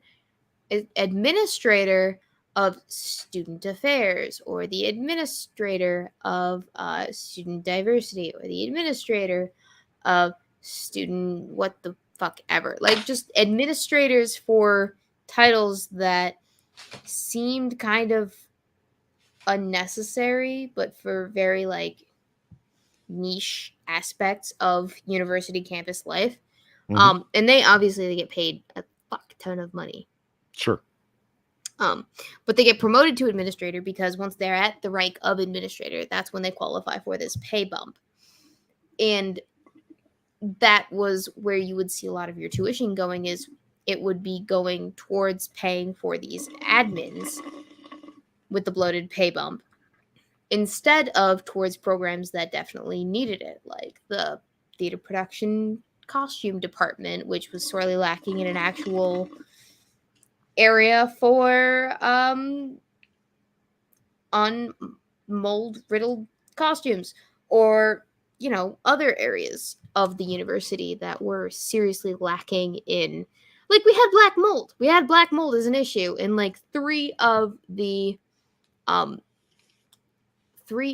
buildings that you would typically go to class in. The library was infested with black mold. Charming. Right? Great. And that's where a lot of people spend all their time. And everyone knew this. But Trimble is a line from the movie. Okay. All right. Oh. Thank you, Trimble. Now I'm up to fucking speed. Duh. All right. Sorry. You were saying, so you have black mold in the library. Right, yeah. Black mold in the library, but everyone spends all their free time in the library. And it took until, I think, after I left for the library to get de-infested. But they drag their feet about it, which is a problem. And of course, yes, we as a university were reliant on legacy donations from alumni, because that's how university works, obviously. But you also are reliant on tuition, and I think my tuition from the start of when I went there to the end of when I was there went up about $20,000. Ooh. And that's just me. Imagine if you were another student. Right? So every other student's tuition over the course of 4 years went up $20,000. That's a lot of money. That's a lot of money for 2,500 students total. So, and yes, I had a merit scholarship. So half of that was covered. But still, what? And we can't get the library de-mold infested within 4 years? I know that's a lot of moving books and parts and bodies, but we're not there during the summer. Anyway, same concept with overbloated government is you have a lot of heavy hitters at the top that probably don't need to be there, that we don't need. They have a job that might have been necessary in the onset, but has since then reduced itself in importance or functionality and is no longer necessary. And that's the problem that I find with a lot of things, is that they don't get reassessed on a regular basis for usefulness and then retired. Yeah. They're just left to sustain endlessly. And they might not get used. And that happens in massive freaking corporations. That happens in maybe even smaller corporations. I read stories about these workers who, are in the nitty-gritty, are in the, monotonous day-to-day grind, that partake in it. And they're like, yeah, this is how we could be more productive. But we're not. And we're wasting time not being productive. And money as a corporation. Anyway, that's my soapbox for the evening. My opinions on the size of the government and what should be done about it will get me put on a list. Oh? Yeah. Yeah. So we say we have time to wrap it up for the night? Yeah, we got time to wrap up. Wait, did you ask me if we had time to wrap up? Or no, I asked you, is it time to wrap up? We can wrap up if you want to. Are you out of things to talk about? No, I'm it's 11:05 at night and I haven't eaten today. Oh, okay, then I guess we can wrap up. I'll allow you to eat. Will you? Yes, I will be a gracious dictator. Oh, that's magnanimous of you. I know. Remember this the next time that you don't like my decision. I gave you this kindness. This kindness. Such a boon. I know. Okay. So, ladies and gentlemen, boys and girls, lizard people of all ages, I hope you had a fun night with the return of cocktail hour. I apologize for the fact that we haven't been around as much as we should be.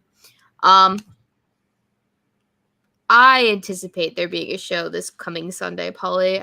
How are you? How about you? I am anticipatory as well. Okay, indeed. So we will see you, chat, back here on Sunday at 7 p.m. Central Standard Time. Myself and Polly will be here. You be square. In the meantime, have a good rest of your week, and I hope everyone had a happy 4th of July, despite the sadness that happened in Highland Park yesterday. Anyway.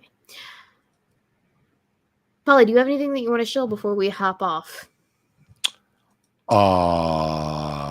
Not particularly. I mean, AAA on my show tomorrow, or on my channel, rather, tomorrow. 5:30 p.m. Eastern, 5:30 a.m. on Christmas Island. Yeah. Be there. It's awesome. Indeed. Yeah. Okay. And I don't really have anything planned before the end of the week. After next week, I will be super busy catching up on shenanigans, and then I'll be off to the races, actually, for the next 5 days, and then I'll be back. But I anticipate maybe if I get enough writing done this week and I get access to my Premiere Pro, I might be able to do something short for the interim. But there'll definitely be more content in July, I promise you that. In the meantime, Really? ladies and gentlemen, boys and girls, lizard people of all ages, I've been Weebo. He's been Polly. This has been Cocktail Hour. And we hope you have a great rest of your week. Have a good night. Bye. Laters. Later. And goodbye.